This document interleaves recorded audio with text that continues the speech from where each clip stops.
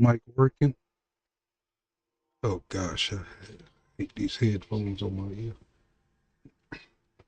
Good morning, good night, good evening, wherever you guys are at. Welcome to Real Mad TV. Um, Testing out a couple of features here. While I was doing that, might as well do a follow up on what went on in Bondi Beach yesterday in Australia. Mass shooting. I think it's 15 deceased. You know what I'm saying? I think they caught the they think they caught all the shooters. It was two guys. Yeah, real bad situation out there in Australia.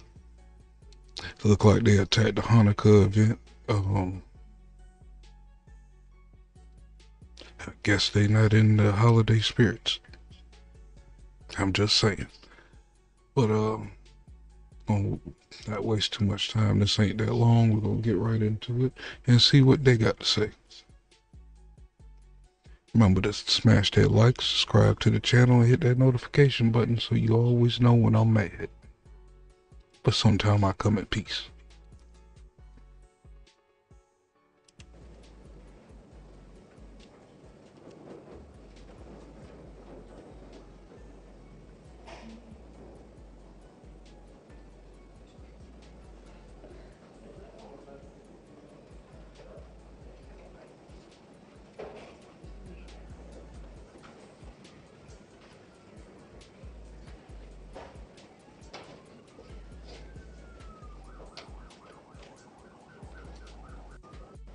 About the recommencement of our operation to make sure that we support the Jewish community, make sure that we have confidence in the Jewish community.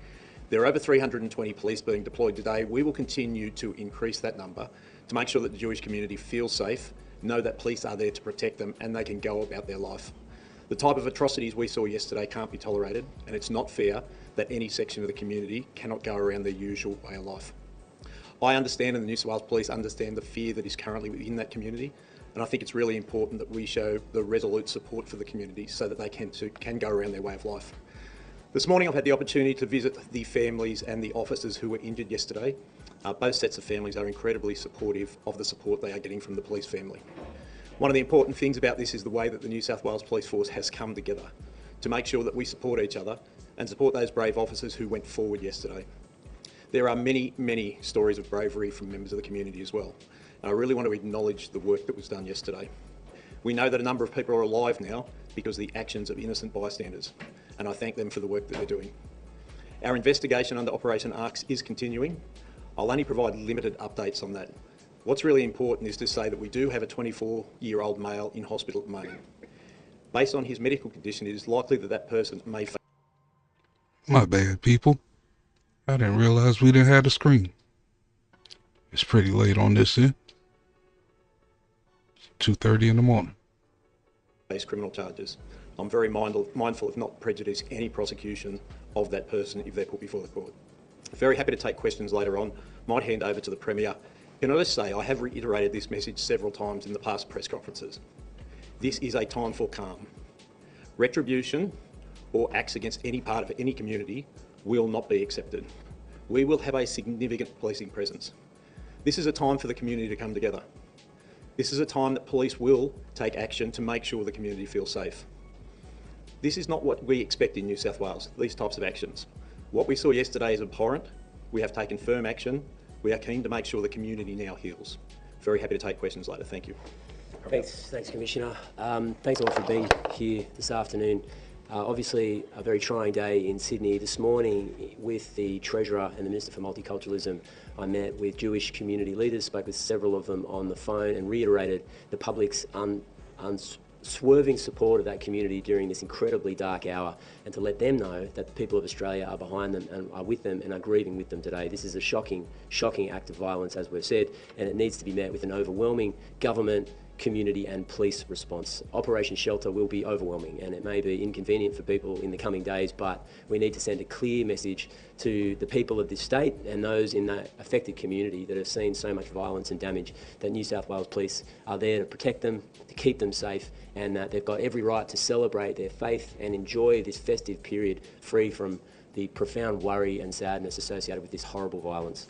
A few things I'll just get to before I hand over to the Police Minister. A memorial site's been established at the rear of the Bondi Pavilion. I've noticed that people are already laying flowers at that site. We'd encourage members of the community to do that. It's encouraging to see record inquiries and massive lines at blood donation services across New South Wales. Please be patient if you'd like to make that act of civic duty, but it is warmly welcomed and it will go to a good cause. It's something practical that you can do in response to this terrible act. The New South Wales Crisis Cabinet committee, I should say, met last night. It'll meet again this afternoon and daily after that. We don't give a damn about the meeting. We want to know about the shooters. If y'all just coming in and not aware of this situation, it was a mass shooting less than 24 hours ago in at Bondi Beach in Australia. They attacked a Hanukkah event. Like 15 people deceased. I think plenty more injured. And this all came from two shooters. From what I'm understanding on some of the articles, allegedly, that they but they father and son combo. And these motherfuckers went ham. 15 deceased, plenty more injured. And they was using a shotgun. This wasn't no machine gun. These people was plucking. But let's hope they get to the real stuff, and I don't give a fuck about their meetings. Cabinet's Crisis Committee meeting will meet as well this afternoon, and myself and the Police Commissioner will be on that with national security officials. We'll meet the National Security Committee this afternoon. We're urging people, if they have information or they'd like information, to contact the Public Information and Inquiry Centre. It's open and is operating 24/7 on 1800 227 228. The Public Information and Inquiry Centre will answer general queries and also register for people who are forced to leave personal possessions in the immediate vicinity that may be still under police protection or a police block. We know that there's cars, wallets and phones that are in that area. That's the best number to call to retrieve your personal belongings. Operation Shelter, as the Police Commissioner has said, is up and operational, but that will be beefed up in the coming days. Bondi Beach, public school remains closed. Yeah, they so evil. They real evil. We gotta be on alert ourselves. You know what I'm saying? They already bugging out in this country. Plenty of states. We've seen them in northern Texas, Minnesota. These people in New York City. I mean, it's like 3 or 4 blocks of just straight them, their religion, whatever they want to go on at whatever time. They in this country like it's theirs. So through the holiday seasons, we gotta be on alert. They attacked them on Hanukkah. You know what I'm saying? So as the holidays come up, be alert, be safe, plan for the unexpected.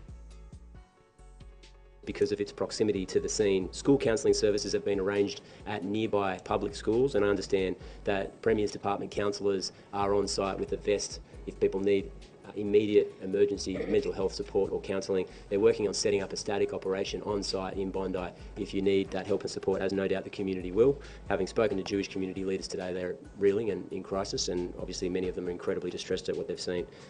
The latest information is 15 innocent people are dead. One of the perpetrators is dead, 16 in total. 38 people remain in New South Wales hospitals being treated. And that's all I'll say right now. I'll hand over to the Police Minister. Thanks so much, Premier. As the Premier just said, the Premier's counsellors are out on site, and I've just come back from Bondi, and I can honestly say how valuable their contribution is, stopping not only officers but just generally people who are out there, and they really are having a big impact. So important that we get that message out. If you need to speak to someone, we do actually have that operation out there. We've got experts out there wanting to help. Also went out to see the police and to thank the police out there. We have police from commands right across metropolitan Sydney out and Bondi at the moment, around that area. And again, you know, like only too often, the police got a phone call this morning who were on today at 4:15 and were directed to go straight out there, and not a hesitation. No hesitation whatsoever. The Blue family is really all behind each other. They're behind the community, and they are only too happy to be of assistance in keeping our community safe. I spoke with some Jewish leaders out there. They were so thankful of the police and the work that they've been doing. As we well know, the relationship between the Jewish community and the New South Wales Police is strong, and they have been working hand in glove with CSG and our Jewish leaders for a couple of years now. Has anybody noticed that that group of people have a problem wherever they at? I mean, if you hear, we gotta hear about them. You in Australia, you gotta hear about them. Everybody gotta keep looking out for these people.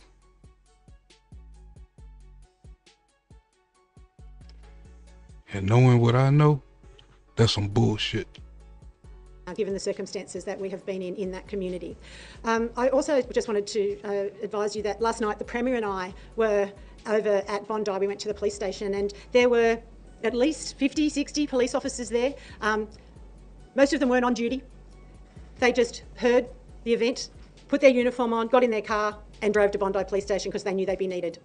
We had them not just from their pack, their locals, as far as Newcastle, Sutherland, Western Sydney, you name it. The police here in New South Wales do a great job, and they're here to support each other, they're here to support our community, and we're very thankful for that. We're all happy to take questions. Commissioner, the ABC. Okay, Bondi Beach is in Sydney. That's like a big city in Australia. Well, they wildin'. Reported that the younger shooter was under investigation by ASIO 6 years ago for connections to a Sydney-based Islamic State terror group. Were any red flags raised within the police about his father's gun licence with 6 registered serious firearms, given they have known connections to Islamic State? I certainly can't talk about what information the Commonwealth may have had, but certainly in terms of a firearms licence, the Firearms Registry conduct a thorough examination of all applications to ensure a person is fit and proper to hold a firearms licence. Does that include association with their family members? It absolutely can, depending on the nature of the association, depending on the nature of the intelligence that's there. They have to weigh up all of those things in accordance with the Firearms Act. Premier, how can that be changed? Premier, how can we change the gun law so a man in suburbia doesn't have 6 licensed firearms? He's not a farmer after all. Yeah, well, look, we're looking at that as we speak. I think it's time that we have a change to the law in relation to the firearms legislation in New South Wales, but I'm not ready to announce it today. We want to make sure that prospective reform and change in New South Wales has a lasting impact, but it's not the last time I'll be mentioning it, and you can expect action soon. Why was he granted a firearm licence? I can't answer that question. Do we have that information from the Commissioner? Because he met the eligibility criteria for a firearms licence. So the firearms licence was to be for a recreational hunting licence. There are 2 types of hunting licence, the ability to hunt on a property or also as part of a hunting club, so a gun club. He was a member of a gun club and was entitled, by nature of the Firearms Act, to have a firearms licence issued. Sorry, just one at a time, please. Pardon? Do we know which gun? I don't have those details with me at the moment. So what category of gun licence? What category of gun licence did he hold? I understand that different categories allow you to register different types of firearms. He had a Category A/B licence, which entitled him to have the long arms that he had as registered firearms. Commissioner, does the New South Wales Firearms Registry talk to federal authorities? Like, would they have known what ASIO knew about?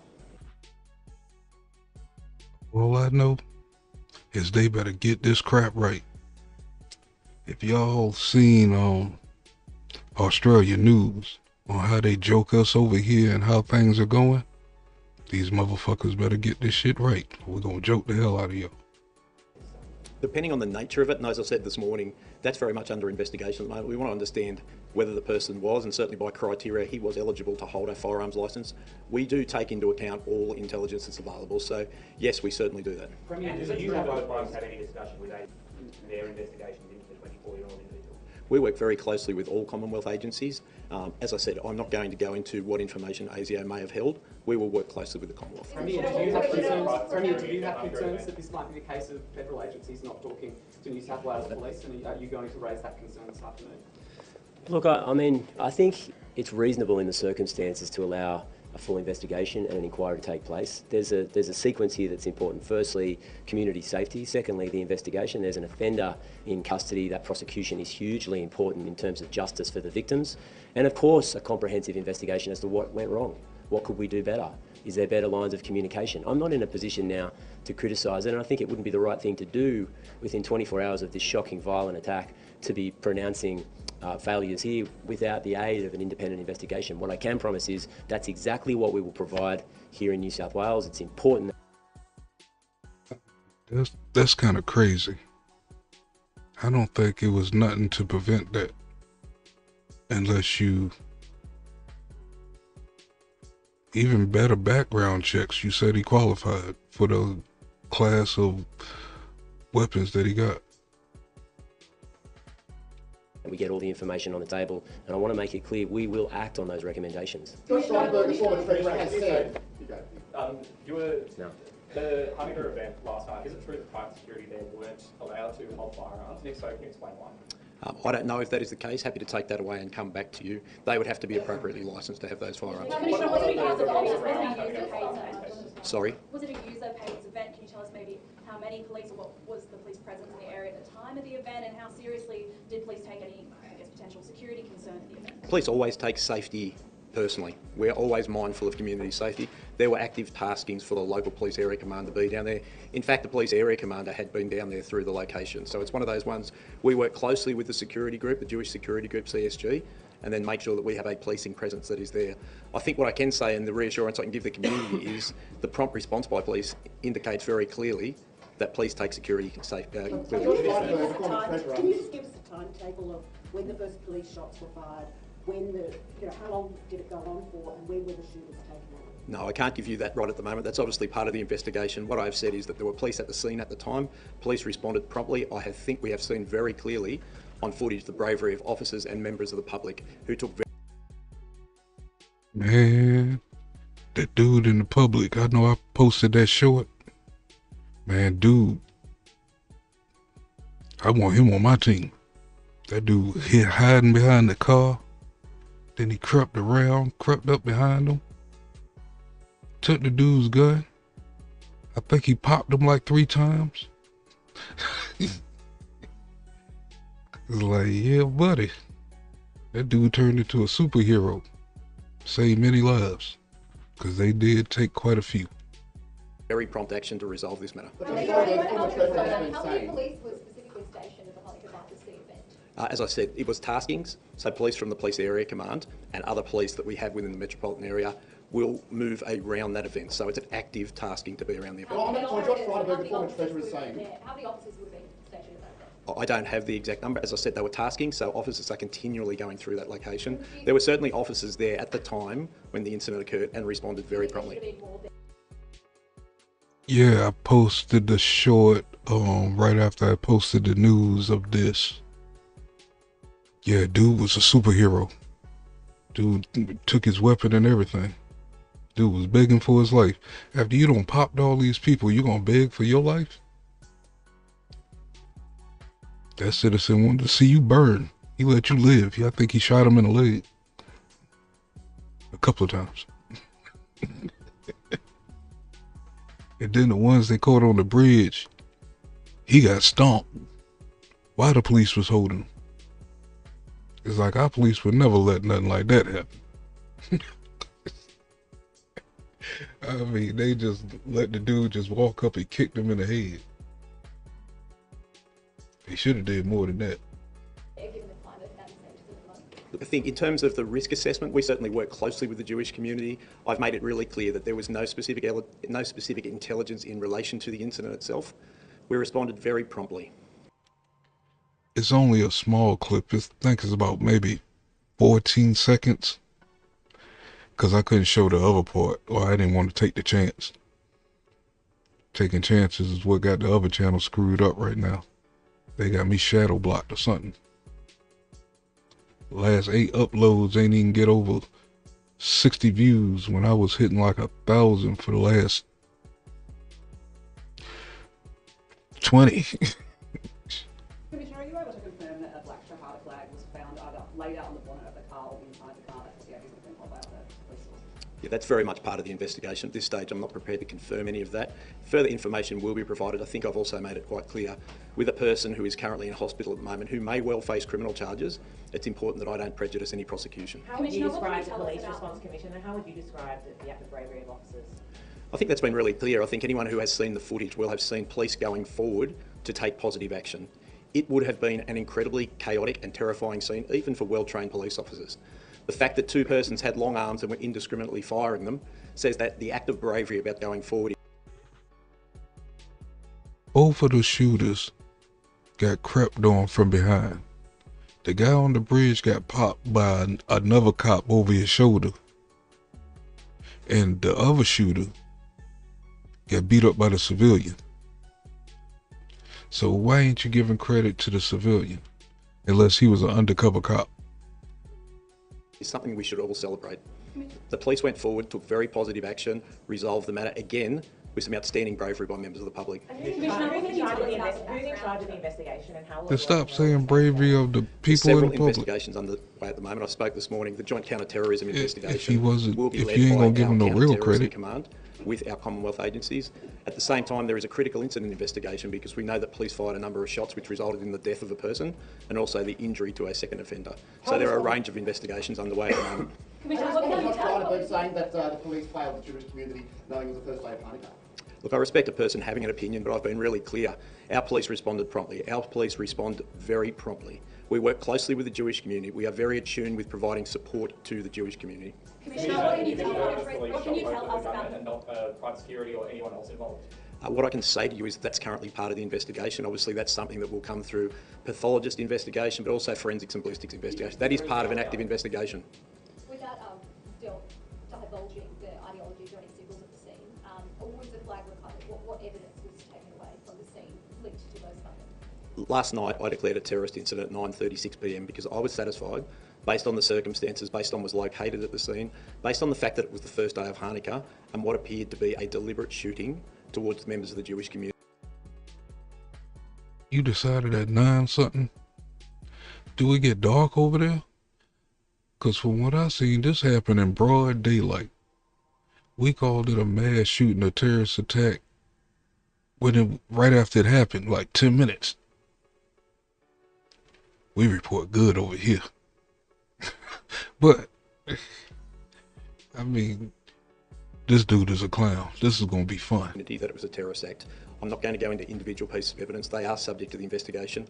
I want to make sure that we do a very thorough and transparent investigation, which is what our police are doing at the moment. Commissioner, were the gunmen Australian citizens, and if not, can you tell us how long they've been in Australia?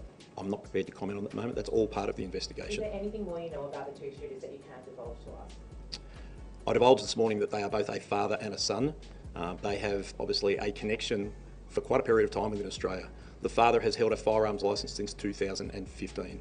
We are very much working through the background of both persons. At this stage, we know very little about them. Has anything come up? Okay. Y'all not working hard enough. You said he been there for a while. He had a gun license since 2015. Y'all know that they're father and son. That's a good start. But y'all system must not be like ours. Cause just with that little bit, boy, the whole internet would have had the whole background of that motherfucker. Oh, there's a lot of things on social media at the moment. No, that's part of the investigation. So you can imagine we have significant evidence that we're going through at the moment, whether it's CCTV, whether it's social media. We stood up Operation Shelter at the moment. They will actually scrape through social media as well as the investigators. We're keen to find out any evidence that may be available. If people do have information or evidence, we ask that they contact Crime Stoppers on 1800 333 000. We would like every bit of evidence. Commissioner in April of your predecessor said that the relationship and information. Oh, this is gonna be real fun. It ain't even been 20 minutes and you already frustrated. It's all over your face and your body language. You gonna screw this up. Why don't you go beat their ass and find out where the next strike is at? Cause it seems like they trying to take over the world. They on every continent. Sharing between the Australian Federal Police and the New South Wales Police on counter-terrorism needed to be reviewed and improved. Since that time, how has that relationship been improved, reviewed and improved? I think both organisations work very closely together and very well. It is too premature in relation to this specific incident to talk about the information sharing. The Australian Federal Police and the New South Wales Police obviously work within joint counter-terrorism arrangements. We are committed as both agencies, and I've spoken to the Federal Police Commissioner, to make sure we work closely.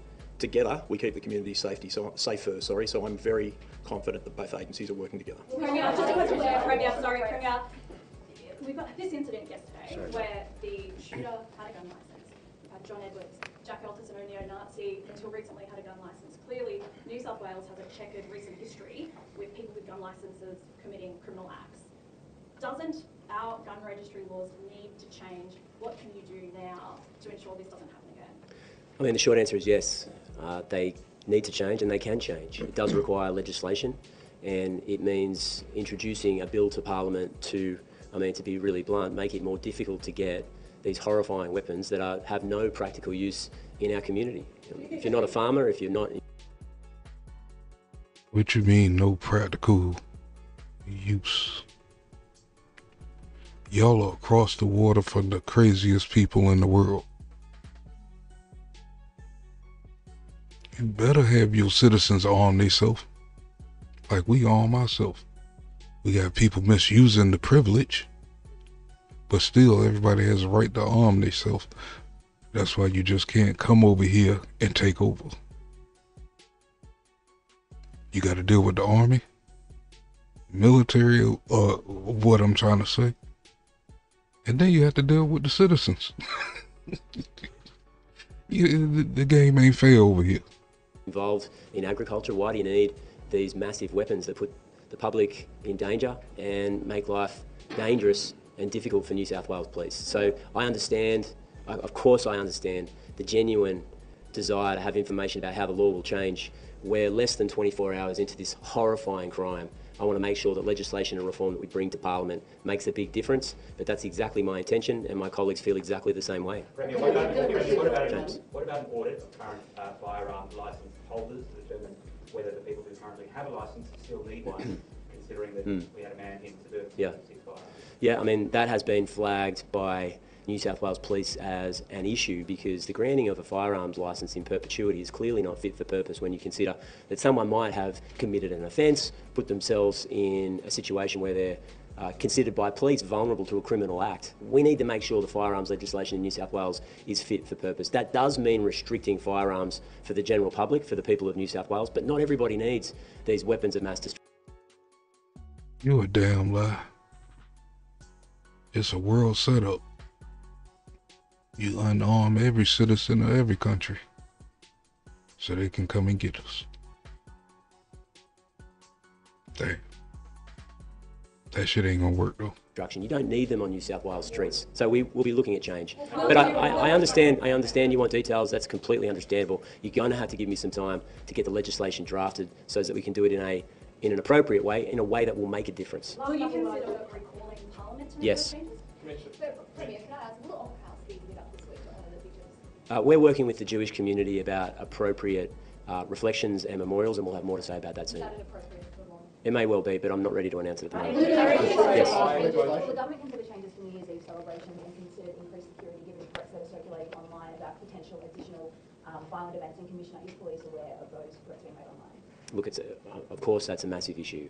New South Wales Police, the government, have turned our minds to those big celebrations, those iconic days in Sydney, but at the moment our immediate focus is on this investigation and keeping the community of Bondi, Dover Heights safe. Premier, are you aware, or Commissioner, any of you are aware about a social media post circulating about a violent rally in Cronulla on the 27th of December?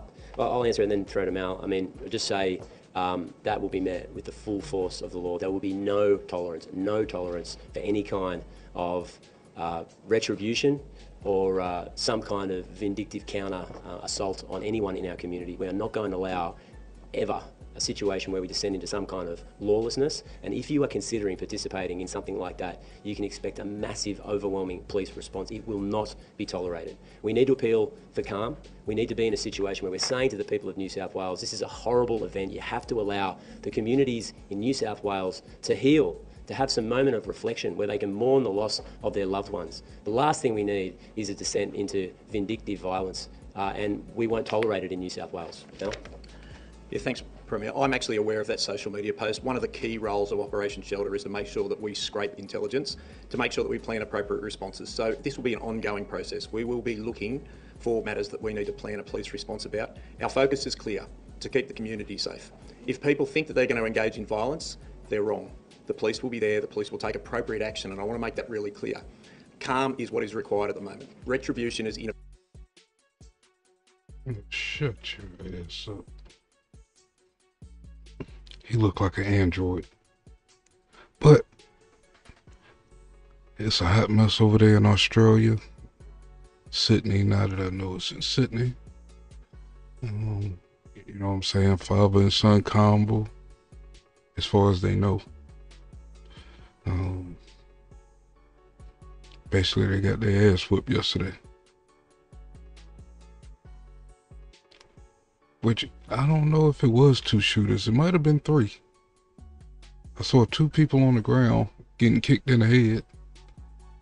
And then the one that got snuck from behind and got the weapon took.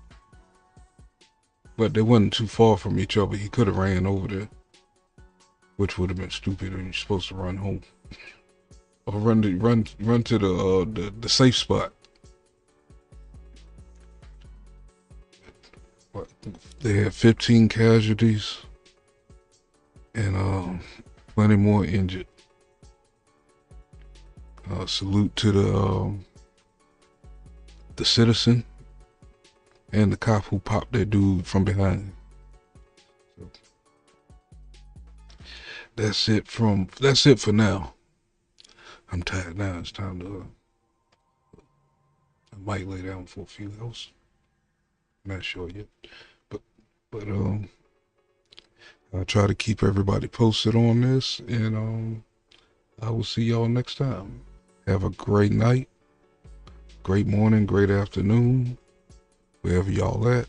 Make sure y'all hit the like, subscribe to the channel, and hit the notification bell so you know when I'm dropping a mad reaction. But sometime I come in peace.